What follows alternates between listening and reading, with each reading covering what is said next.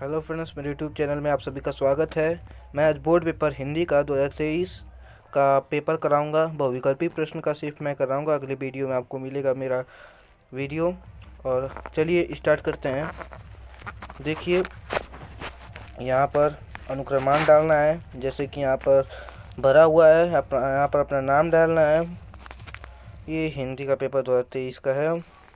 पूर्णांक 17 है और समय आपका 3 घंटा 15 मिनट मिलेगा। पर निर्देश को आप बढ़िया से पढ़ लीजिएगा। यहाँ पर आपका 8 निर्देश दिया है, इसको आप पढ़ के फिर उसके बाद अपना पेपर को सॉल्व कीजिएगा। चलिए चलते हैं। खंड अ पे बहुविकल्पी प्रश्न है। इसका प्रथम क्वेश्चन है, शुक्ल युग का नामकरण किस विद्वान के नाम पर किया गया है? ऑप्शन ए है वंशीधर शुक्ल, ऑप्शन बी है आचार्य रामचंद्र शुक्ल, ऑप्शन सी है बैकुंठनाथ शुक्ल, ऑप्शन डी है रामचरण शुक्ल। जैसा कि आप लोग जानते हैं, शुक्ल युग के लेखक आचार्य रामचंद्र शुक्ल के नाम पर पढ़ा है, इसीलिए इसका राइट आंसर हो जाएगा ऑप्शन नंबर बी, आचार्य रामचंद्र शुक्ल। नेक्स्ट क्वेश्चन पर चलते हैं। सेवा सदन उपन्यास के लेखक प्रेमचंद जी हैं। शुक्ल युग के नाटककार निम्नलिखित में से कौन नहीं है? इसमें नहीं है पूछा है, इसलिए शुक्ल युग के नाटककार भारतेंदु हरिश्चंद्र जी नहीं है। यदि यहाँ पर नहीं रहता तो यहाँ पर डॉक्टर रामकुमार वर्मा जी रहते हैं। आपका चौथा प्रश्न की ओर बढ़ते हैं। प्रसिद्ध आत्मकथा क्या भूलू क्या याद करूँ के लेखक हैं? यहाँ पर हरिवंश राय बच्चन रहेगा। निम्नलिखित में से कौन प्रसिद्ध यात्रा साहित्यकार हैं? यहाँ पर प्रसिद्ध यात्रा साहित्य का नाम आप सभी लोग जानते हैं कि राहुल सांस्कृत्यायन के नाम से प्रसिद्ध हैं। घुमक्कड़ के नाम से प्रसिद्ध है राहुल सांस्कृत्यायन। रीतिकाल वीर रस के प्रसिद्ध कवि हैं, तो यहाँ पर भूषण आंसर हो जाएगा। रामचंद्रिका के रचनाकार आप जानते हैं कि केशव दास जी हैं। चलिए अगले क्वेश्चन की ओर बढ़ते हैं। अगला क्वेश्चन 8वां क्वेश्चन है, प्रिय प्रवास किसकी रचना है? तो प्रिय प्रवास आप लोग जानते हैं कि अयोध्या सिंह उपाध्याय हरिऔध का है। 9वां क्वेश्चन, राम की शक्ति पूजा के रचनाकार। तो राम की शक्ति के रचनाकार आपके जानते होंगे, ये सूर्यकांत त्रिपाठी निराला का है जी का। चलिए अगले क्वेश्चन की ओर बढ़ते हैं।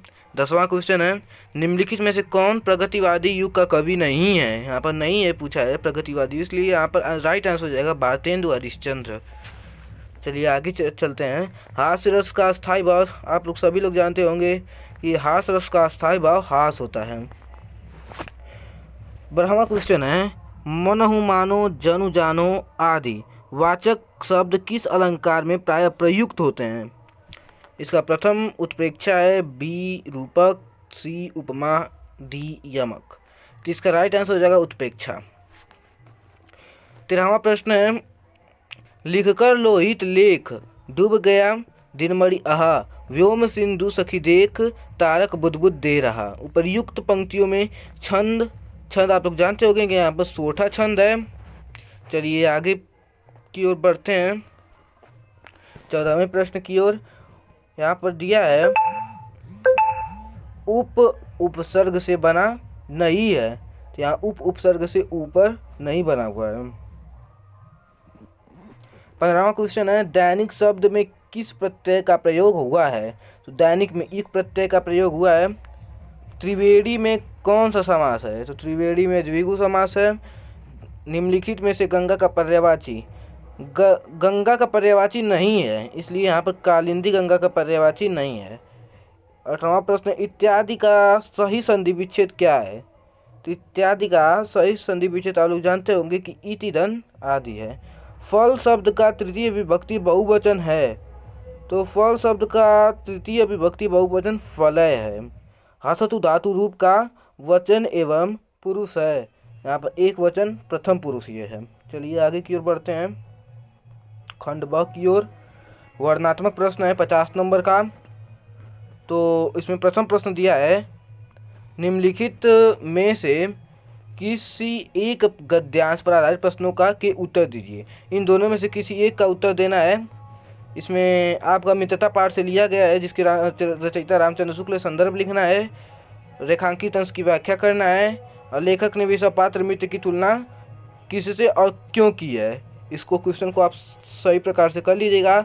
दोनों में से कोई एक करना है, इसलिए दोनों में से कोई एक आप कर सकते हैं। चलिए आगे की ओर हम लोग बढ़ते हैं।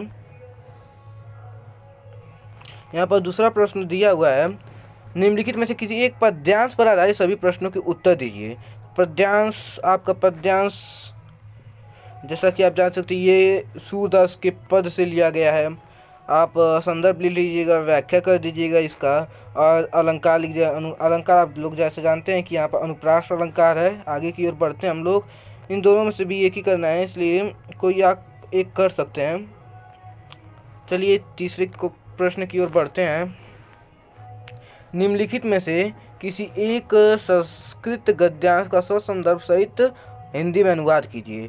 तो ये आपका वाराणसी नामक पाठ से लिया गया है। इसमें से दोनों में से कोई भी एक कर सकते हैं। ये भारतीय संस्कृति से लिया गया। आगे चलते हैं प्रश्न नंबर 4 की ओर। निम्नलिखित में से किसी एक संस्कृत पद्यांश संदर्भ व्याख्या कीजिए। तो ये आप दोनों में से कोई भी कर सकते हैं, एक ही करना है। चलिए आगे की ओर बढ़ते हैं हम लोग।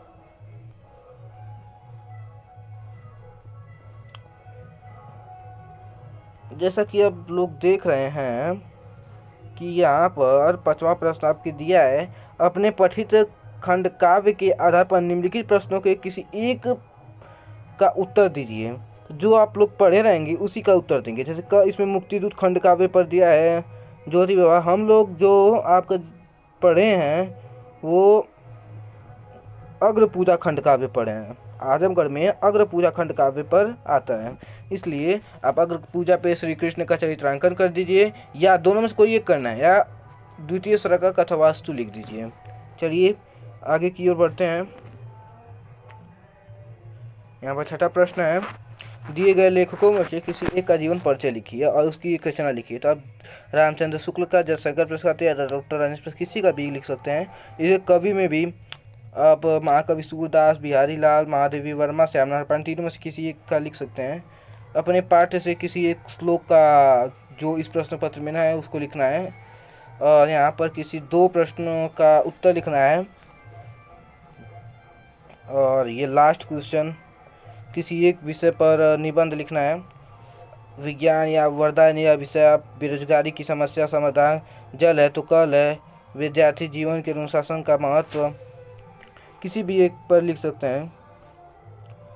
चलिए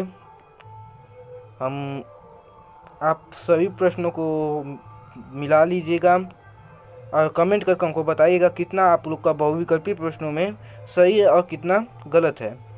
धन्यवाद।